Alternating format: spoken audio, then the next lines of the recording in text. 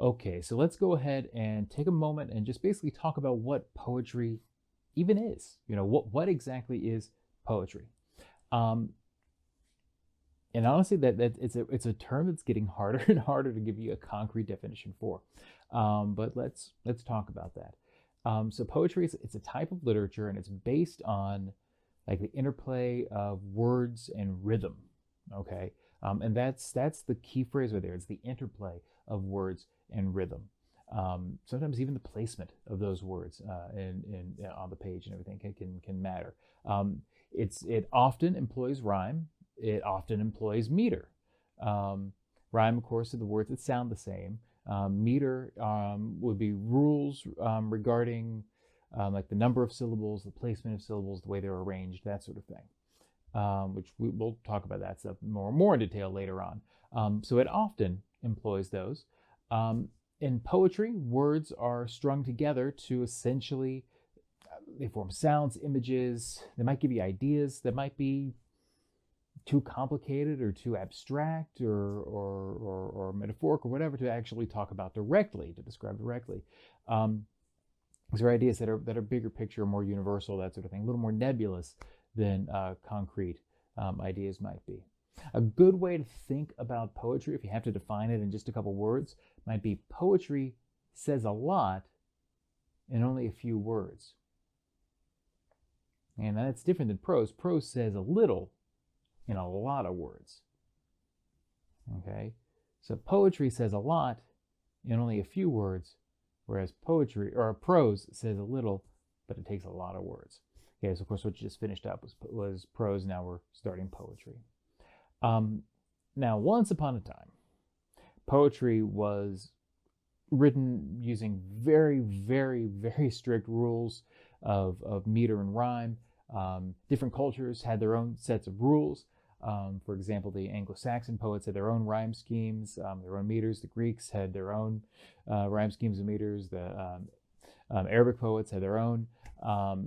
Even within each of those groups, for example, like the Greeks, individual poets had their own signature meters, that you didn't borrow from, unless you were doing a parody or something like that. Like even something like the Greek comedies often will make fun of some of the poets by using their own, that poet's meter, and rhyme scheme and all that.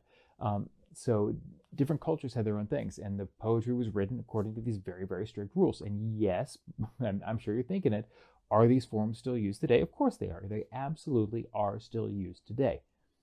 However, before they were the requirement, now they're honestly they're more the exception than the rule. Modern poets frequently do away with rules almost altogether, unless you consider the lack of rules to be a rule.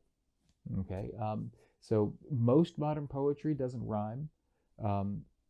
A lot of modern poetry doesn't even fit a particular meter. It's more of a general, maybe musical feel or rhythmic feel to it. But they all still have a rhythmic quality, and poetry still seeks to create some sort of aesthetic through their words. So it might be aesthetic beauty, or it might just be some other use of imagery or whatever. But it's definitely trying to create some form of aesthetic through those words. So remember, the opposite of poetry is essentially prose. Prose is normal text, runs without the line breaks or rhythm, sentences, paragraphs. The fiction you just finished, that is prose. Okay? For some reason, people tend to totally understand what poetry is, but have a harder time being able to tell me what prose is. And prose is just, sentences and paragraphs. There you go. It's what you do almost all the time is prose. And poetry, that's the one that's special. That's the one that's a little different. Okay? Now let's talk about maybe the intent of poetry, because we tend to think about poetry today, I would say, in my experience, people tend to think about it as kind of a means of personal expression. Like poetry is a way for the individual writer to express their own personal feelings. Maybe it taps into some sort of universal theme, not necessarily, but maybe it does. But in general, the function of the poem is essentially to be expressing that inner thoughts, inner feelings of the poet themselves. Okay?